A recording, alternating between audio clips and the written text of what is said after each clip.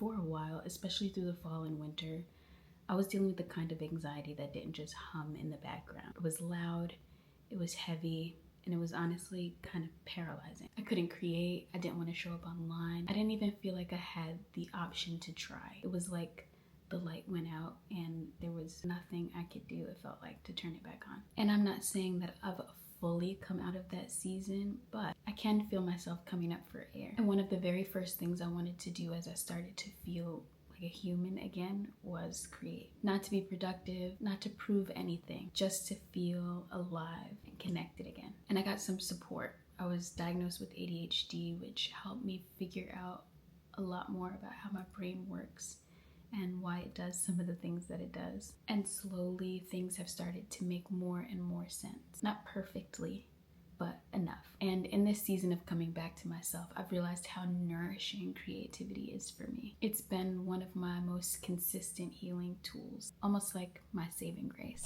If you're new here, I'm Desiree, a storyteller and content creator, and I make videos about healing, soft living, creativity, and being a Black woman in her 30s figuring it out, emotionally, spiritually, and sometimes aesthetically. This space is really for anyone navigating anxiety, burnout, or the pressure to have it all together, especially if you're the responsible one, the overthinker, the caretaker. I'm glad you're here. Anxiety is the most common mental health challenge in the world. But what's really been hitting me lately is how many Black women live with this quiet, chronic undercurrent of it, especially those of us in our 30s trying to heal from survival mode while navigating relationships, career, creativity, and caregiving roles. According to the National Alliance on Mental Illness, Black women are half as likely to seek mental health care, but are significantly more likely to experience persistent symptoms of anxiety and depression. It's not just in our heads. It's in the culture, it's in our nervous systems, and it's exhausting. I've been reading Beyond Anxiety by Beck, and it's been so affirming. One of the most powerful things that she says in the book to me is that anxiety can't just be stopped, it has to be replaced. She invites us to think about what might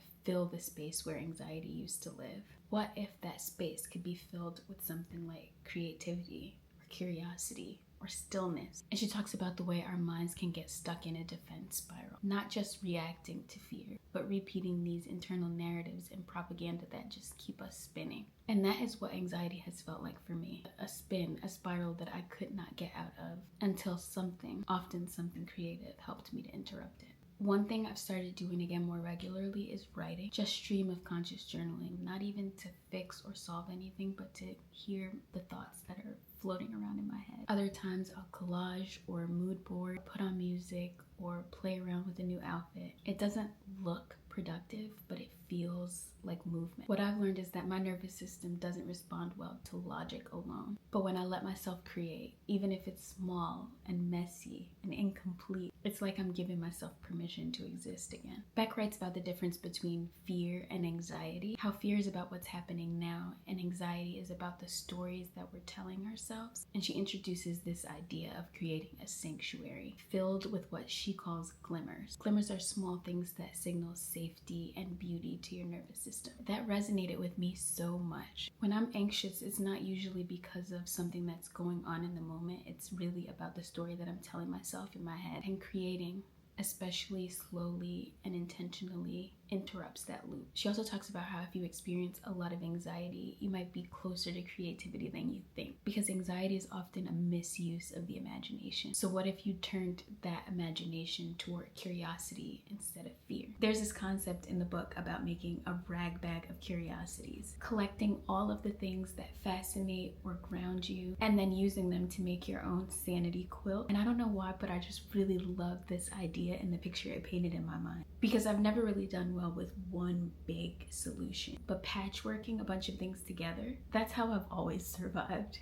and it just makes sense to my brain. For me, my sanity quilt looks like quiet mornings, beautiful colors, writing things down, talking things out with my boyfriend, styling outfits just to feel good in my skin, going on walks with a podcast. And maybe yours looks different, but you get to build it stitch by stitch. If you've been stuck in that frozen, heavy place and it feels like anxiety has taken away your spark, I just want you to know it comes back. Maybe slowly, maybe faintly, but it comes back. And sometimes the way back isn't fixing the problem, but making something anyway. Something beautiful, something honest, something imperfect. I hope this reminded you that your creativity isn't frivolous. It's part of your healing. It's part of your nervous system finding its rhythm again. Let me know if you want a video on small creative rituals I use to interrupt anxiety. I'd love to make that video for you. I'll talk to you soon. Love you. Later.